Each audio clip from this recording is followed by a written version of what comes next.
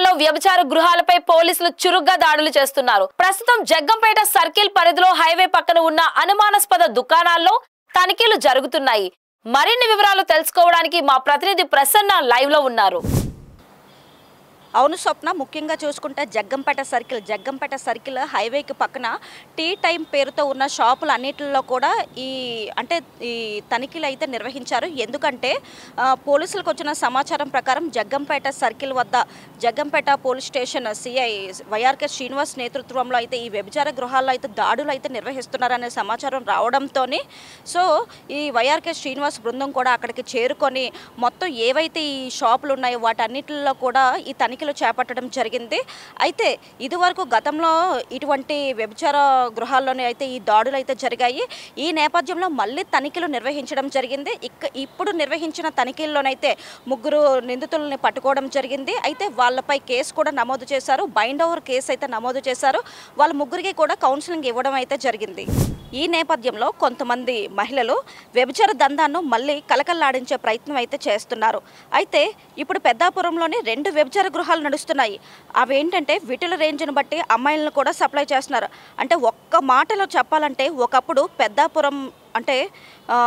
పెద్దాపురం ఉన్న రేంజ్కు మళ్ళీ అంటే ఈ ప్రాస్టిట్యూషన్ దందాను తీసుకువెళ్ళే అంత ప్లాన్ చేస్తున్నారనేసి అక్కడున్న దాన్ని బట్టి సమాచారం మనకి. అలాగే ఇతర ప్రాంతాల నుంచి అందమైన అమ్మాయిలను కూడా తీసుకువచ్చి ఈ దందాను యథావిధిగా నడిపిస్తున్నారు. ఎవరైనా సరే అమ్మాయిల్ని నయనో భయానో పెట్టి భయపెట్టి మరి తీసుకొచ్చి ఈ రంగంలోకి అయితే దింపుతున్నారు. అయితే ఇప్పుడు పెద్దాపురంలో గుట్టుగా సాగుతున్న అంటే ఈ గలీజ్ దందా ఏదైతే ఉందో అంటే ఒక మహిళ ద్వారా అయితే ఇది వెలుగులోకి వచ్చింది. అంటే ఆ మహిళలను బ్లాక్మెయిల్ చేసి బలవంతంగా వ్యభిచార కోపంలోకి దింపారని చెప్పి ఆ మహిళ అయితే చెబుతున్న పరిస్థితి అయితే మనకు కనిపిస్తుంది. అయితే తనతో వ్యభిచారం చేయించారని ఆమె ఆ పరిస్థితిని అంతా కూడా మీడియాకి అయితే వెల్లడించింది. అయితే ఆ మహిళ పోలీసులను ఆశ్రయించడంలోని పోలీసులు సెర్చ్ ఆపరేషన్ అనేది నిర్వహించారు. అంటే ఈ గలీజ్ పనులు అంటే గలీజ్ దందా చేస్తున్నా అక్కడ ఎవరైతే ఇదంతా నిర్వహిస్తున్నారో భారతి అనే మహిళలను కూడా అదుపులోకి తీసుకున్నారు. అయితే మొత్తంగా చూసుకుంటే ఇక్కడ ట్విస్ట్ ఏంటంటే ఆమెకు సహకరిస్తున్న కానిస్టేబుల్ ఎవరైతే ఉన్నారో అంటే భారతి అనే మహిళ అంటే ఈ ప్రాస్టిట్యూషన్ అంతా భారతి అనే మహిళ నడిపిస్తుంది. ఈ మహిళకు పోలీసుల సపోర్ట్ కూడా ఉంది అని చెప్పి అంటే ఎవరైతే వారికి సహకరిస్తున్నారో కానిస్టేబుల్ శివరామకృష్ణ అలాగే హోంగార్డ్ శివకృష్ణను కూడా సస్పెండ్ చేశారు.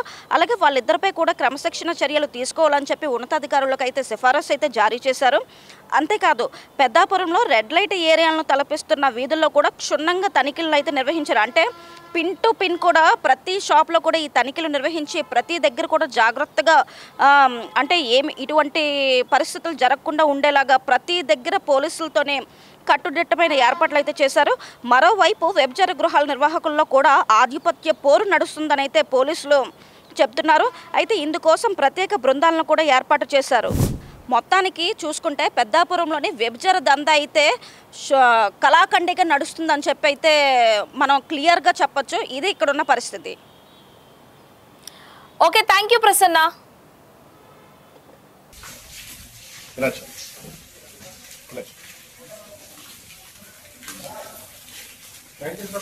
బయట